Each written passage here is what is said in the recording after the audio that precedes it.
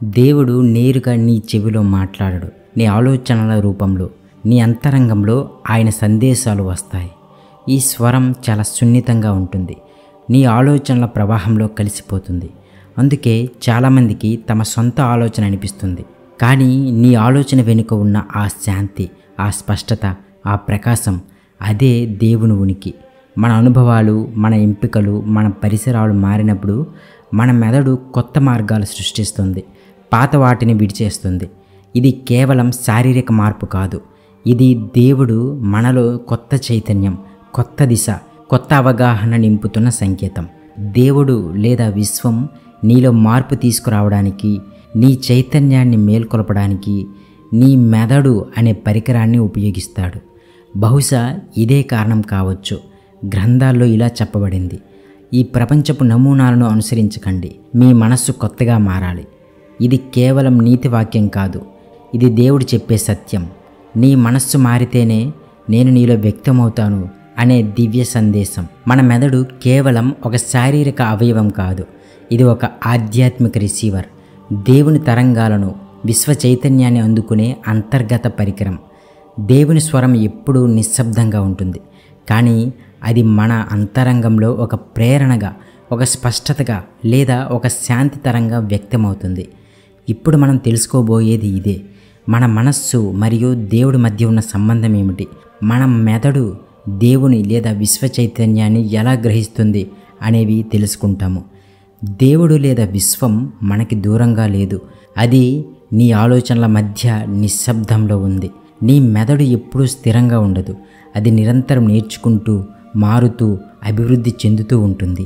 నీ మెదడు గాయాల నుండి కూడా తిరిగి కోలుకునే శక్తి కలిగి ఉంటుంది, కొత్త అలవాట్లు నేర్చుకుంటుంది, పెద్ద వయస్సులో కూడా కొత్త న్యూరల్ మార్గాలను సృష్టిస్తుంది. ఈ శక్తి కేవలం శాస్త్రీయ విషయం మాత్రమే కాదు, ఇది ఒక ఆధ్యాత్మిక వరంలా ఉంటుంది. మళ్ళీ మొదలుపెట్టే అవకాశం, నిన్ను నువ్వే క్షమించుకునే సామర్థ్యం, మార్పు చేసుకునే శక్తి, ఇవన్నీ నీ మనస్సు రూపకల్పనలోనే దాగి ఉన్నాయి. నీ మెదడును ఒక రేడియోలా ఊహించుకో. రేడియో సరిగ్గా ట్యూన్ కాకపోతే శబ్దం గందరగోళంలా వినిపిస్తుంది, సిగ్నల్ బహిర్గతమైతే సత్యం మసకబారుతుంది. అలాగే మన మనస్సు కూడా. మన దృష్టి చెల్లాచెదురుగా, భయాలు, నిరాశలు, అసహనాలతో నిండిపోయినప్పుడు దేవుని స్వరం ఇప్పటికీ మనం దాన్ని గుర్తించలేము. కానీ మన దృష్టి స్పష్టమైన ఉద్దేశంతో, ప్రేమతో, నిశ్శబ్దంతో కేంద్రీకృతమైతే ఆ సంకేతం స్పష్టమవుతుంది. స్వరం మృదువుగా, లోతుగా వినిపిస్తుంది. దేవుడు ఆకాశం నుండి గట్టిగా మాట్లాడడు. ఆయన మనలోనే ఆలోచనల రూపంలో, అంతర్దృష్టి రూపంలో లేదా ఒక నిశ్శబ్ద ప్రేరణగా ప్రతిధ్వనిస్తాడు. మన మనస్సు ప్రశాంతంగా ఉన్నప్పుడు, మన ఆలోచనలో ఉన్నతమైన విలువలపై నిలబడినప్పుడు, మన హృదయం శుద్ధమైన సంకల్పంతో కదిలినప్పుడు, అప్పుడే మనం ఒక గొప్ప ఫ్రీక్వెన్సీకి ట్యూన్ అవుతాం. ఆ సమయంలో మన మెదడు కేవలం ఆలోచించే అవయవం కాదు, అది దేవుని సంకేతాలను స్వీకరించే ఒక గ్రాహక పరికరంగా మారుతుంది. అక్కడే దేవుని స్వరం వినిపిస్తుంది. అందుకే ఆధ్యాత్మిక గ్రంథాలు మనల్ని ఎప్పుడూ సానుకూల వాతావరణంలో, అంటే పాజిటివ్ వాతావరణంలో ఉండమని సూచిస్తాయి. ఎందుకంటే నువ్వు ఎంచుకునే పరిసరాలు, నువ్వు కలిసే మనుషులు, నువ్వు వినే మాటలు, ఇవన్నీ నీ చైతన్యానికి ఆకారం ఇస్తాయి. నీ మెదడు ఎప్పుడూ నీ పరిసరాల నుండి వచ్చే శబ్దాలు, భావాలు, శక్తులను గ్రహిస్తుంది. నీ పరిసరాలు సానుకూలంగా, అంటే పాజిటివ్గా ఉన్నప్పుడు మెదడు కూడా సానుకూలంగా మారి అంతరంగ శాంతి, స్పష్టత, దివ్య అనుభూతితో నిండిపోతుంది. నీ మెదడులో ప్రతి అనుభవం ఒక కొత్త మార్గాన్ని సృష్టిస్తుంది. ఆ మార్గాలు నీ భవిష్యత్తు ఆలోచనలను, నీ నిర్ణయాలను, నీ ప్రవర్తనను నిర్దేశిస్తాయి. నీ పరిసరాలు, నీ ఎంపికలు, నీ ఆలోచనలు, ఇవి నీ మెదడును మాత్రమే కాదు, నీ ఆధ్యాత్మిక స్వీకరణ శక్తిని కూడా రూపుదిద్దుతాయి. నువ్వు ఉద్దేశపూర్వకంగా శాంతి, జ్ఞానం, దయతో నిండిన వాతావరణాన్ని ఎంచుకున్నప్పుడు నీ మెదడు ఆ తరంగ ధైర్యాలతో సింక్ అవుతుంది. అప్పుడు నీలోని మనస్సు ఆత్మతో కలిసి దేవుని శక్తిని, ఆయన స్వరాన్ని గ్రహించే ఒక శుద్ధమైన గ్రాహక పరికరంలా మారుతుంది. ఆ సమయంలో మీరు ఆలోచించడం కాదు, దేవుడు మీ ద్వారా ఆలోచిస్తున్నాడు. నీ దైవజ్ఞానం పెరిగితే నీ నిర్ణయాలు మరింత స్పష్టమవుతాయి. మాటలు కేవలం శబ్దాలు కావు, అవి సృజనాత్మక శక్తులు. నీ మెదడును, నీ భావోద్వేగాలను, దేవునితో నీ సంబంధాన్ని తీర్చిదిద్దేది నీ మాటలే. నువ్వు ప్రేమ, కృతజ్ఞత మాటలు మాట్లాడుతుంటే నీ మెదడు హీలింగ్, శాంతి మరియు సంబంధాన్ని పెంపొందించే రసాయనాలు విడుదల చేస్తుంది. మరొక వైపు కోపం లేదా అసహనం స్ట్రెస్ రియాక్షన్ను యాక్టివేట్ చేసి నీ నిర్ణయాన్ని మసకబరుస్తాయి, అంతర్గత శాంతిని తుడిచిపారేస్తాయి. నువ్వు ఇతరులతో దయతో మాట్లాడితే నీ మెదడు దివ్యమైన ప్రేమ ఫ్రీక్వెన్సీతో సరిచేయబడుతుంది. నీ హృదయం కోపం, భయం, బాధ లేదా దురదృష్టపు భారంతో నిండిపోయినప్పుడు అది విండ్ షీల్డ్ మీద పడ్డ మబ్బులా మారుతుంది. దివ్య వెలుగు ఎప్పుడూ వెలుగుతూనే ఉంటుంది, కానీ ఆ వెలుగును నీవు చూడగలిగే స్పష్టత మాత్రం తగ్గిపోతుంది. అలాగే దేవుని స్వరం ఎప్పుడూ ప్రవహిస్తూనే ఉంటుంది, కానీ నీలోని మబ్బులు, నీలోని భయాలు, నీ ఆత్మవేదన ఆ ప్రవాహాన్ని ఆపేస్తాయి.